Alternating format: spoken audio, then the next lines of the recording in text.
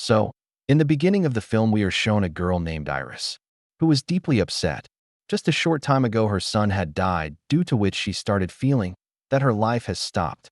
Strange thoughts started to haunt her mind.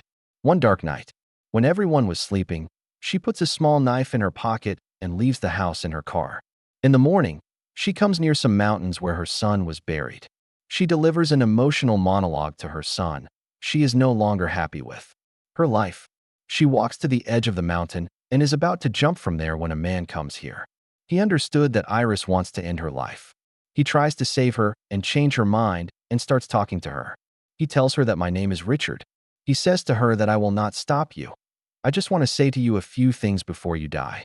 He tells her the story of a boy who was very lively. He was interested in cars and everything that could bring excitement in the life of any young boy, but then one day, when he was going with his friend, his car crashed. He survived, but his friend was died. And this trauma kept him trapped for many months. When he recovered from the shock, he realized that his family loves him very much, and his family was waiting for his recovery. Then he realized how wrong he was doing by stopping his life. He tells Iris that the purpose of this story is to tell that no one wants to die. Just some weak moments bring us to this point. Now if you want, you can die. I am leaving. After saying this, he left. But his words had left an impact on Iris. She also gave up the intention of dying and turned back towards her car. There she saw that Richard had parked the car right next to her, due to which she could not even open the door of her car. Now Richard came to her taking an umbrella from his car. He tells her that I help you in opening the car door. Here Iris found one thing awkward, that why did he bring an umbrella? Even in such hard sunny day? He attacks Iris with this umbrella, and it is revealed that it was an electric umbrella, which shocked Iris badly, and she fainted right there. With the little consciousness she had, she could only feel that Richard was tying her hands and legs, after which he picked her up and threw her in his car.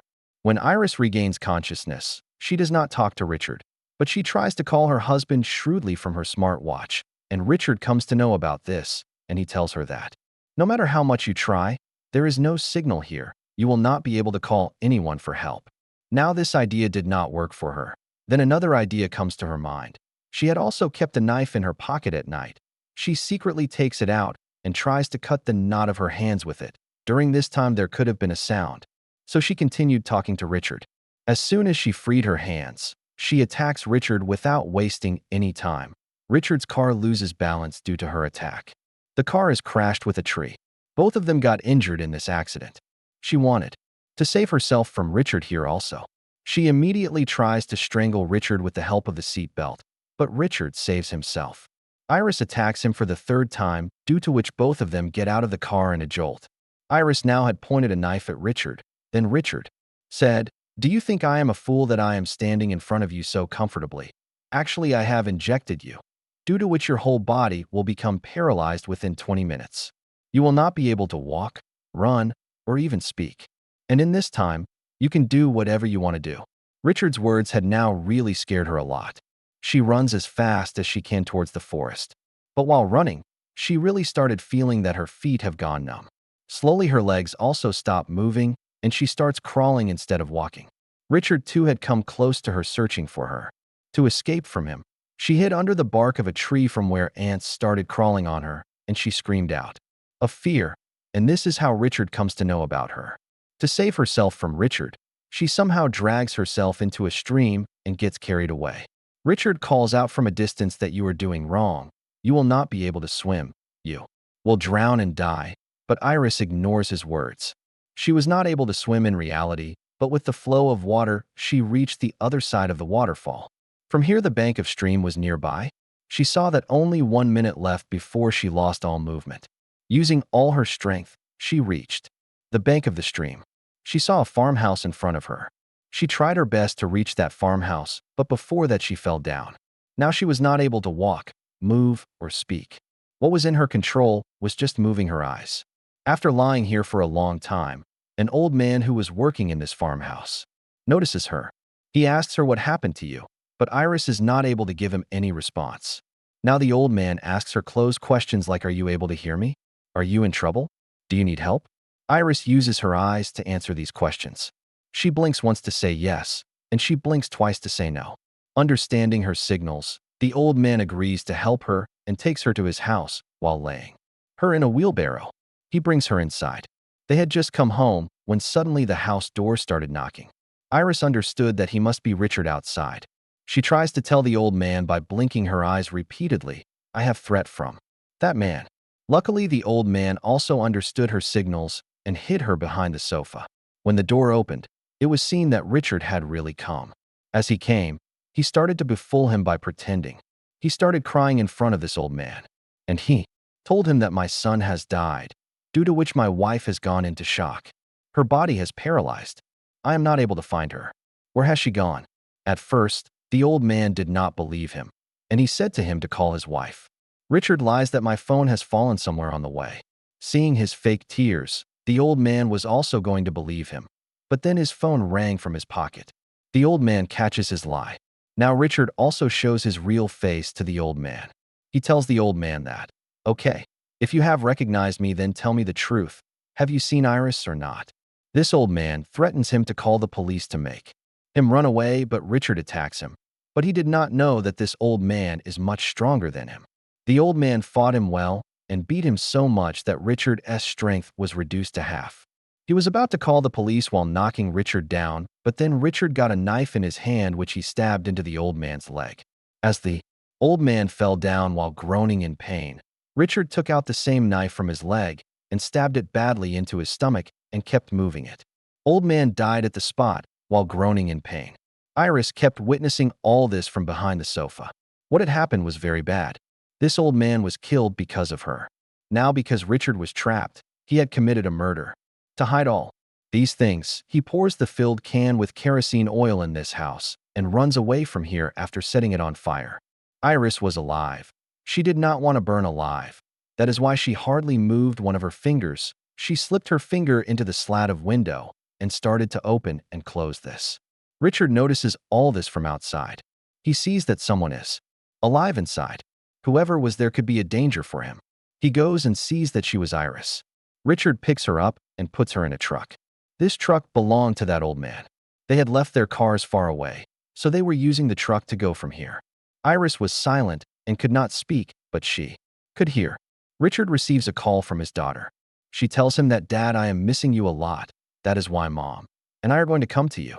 Richard tells her, "No, my work is not over yet. You cannot come to me right now." But now his daughter is insisting a lot. They do not listen to him and tells him that we are going to come home. Richard gets very tense due to this. In this tension, he was about to have an accident. And the worst thing that happens to him is that the fuel in his car runs out. For refuel his car, he comes to the fuel station and then makes Iris wear a cap so that everyone cannot see her expressions. Here, Iris puts all her strength to open the seat belt. Due to the paralysis of her body, even the little movement that her hands were able to make was a big deal. Here, she sees a boy who was almost of the same age as her son. Seeing him, she became even more emotional. The child also understands that maybe she is in some trouble. Before he could ask anything to Iris, this child's mother comes and takes him from there. The woman realizes that something is wrong with Iris. That's why she called the police from behind and also told them the number of the car. He now drove the car to the same place where he had parked his car. He wanted to take the car back to his house, but before he could do so, a police officer comes and stops his car, and he tells him that a complaint has come about his car. Richard says to him confidently that, "No, you have some misunderstanding. Everything is normal here. I have just come on a trip with my wife." The officer says, "Okay, can I talk to your wife?" Seeing Iris's face, it seemed simple to say that there was something wrong with her. Richard tells the officer that she is just drunk. That's why she is giving such facial expression. During their conversation, somehow Iris also manages to roll down the car window. Seeing this, the officer goes to her, and she puts all the force of her body to mumble this, "Help me," and here the whole story changes. The police officer also finds that injection on that truck with which Richard was paralyzing Iris. And in this way, he understands that Richard had kidnapped Iris. Before he could rescue her, Richard also understood that the whole story is going to take a turn. So, to keep himself safe, he thought it better to kill this policeman like the old man. And he hit him on the head with a big iron object. Just one blow finished off this officer, and he died. After which he picked up the officer and put him in the same car and burned it and wiped out all traces like before. Now Iris had become completely helpless. She had given up all hopes of help. Whatever had to be done, now she had to do it herself. The effect of paralysis was also reducing in her body. She also had recovered the strength to speak. That's why she starts talking to Richard. She was deliberately trying to make him emotional because she had come to know that Richard also has a daughter. But how can a person be emotional who can kidnap and kill someone? When Richard did not trap for her emotional words, Iris picked up the injection. She injected Richard's leg to save herself, but she could not inject it in his leg. The medicine did not go inside Richard, and he started laughing and said to Iris, "You are so weak, you cannot harm me." "Well, I have changed the plan. Earlier, I was going to take you to my house and kill you, but my family is coming there. Now I have thought that I will take you to the stream and kill you." He says that earlier. "I wanted to torture you a lot. I would have enjoyed doing this to you, but now my family has spoiled my whole plan." He takes her to the bank of stream and drags her into a boat. Iris was sitting there with the half-strength of her body. She was still thinking to save herself when she sees a knife in the back of Richard's waistband. And she hits upon a new idea, and she pretends to cry in front of Richard and tells him that there is a photo of my son in my pants pocket. "I want to see him for the last time. Before I die, will you take out that picture from my pocket?" Richard laughed, but he agreed to her and came close to her, and as soon as he bent down, Iris, without wasting any time, she took out a knife from his waistband and stabbed his lower neck, which pierced his mouth. He started going mad with pain. He took out his gun to kill Iris, but Iris snatched his gun and shot him, because of which he fell inside the water. Iris was satisfied. She had killed her enemy and a killer. Her life was saved now. Perhaps the trouble was not over yet, because she saw that the boat in which she was at that time had a hole in it from the bullet shot, and water was filling inside the boat fast, due to which Iris also started drowning inside it.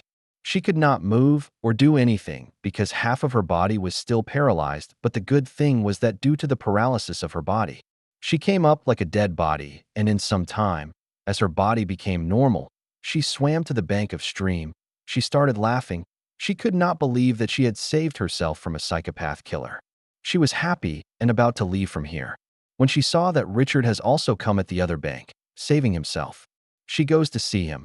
He was still alive, but was injured and was taking his last breaths. Iris could have called the police if she wanted, but she had to take her revenge. She leaves him there dying in pain and goes away from here. And the movie ends here.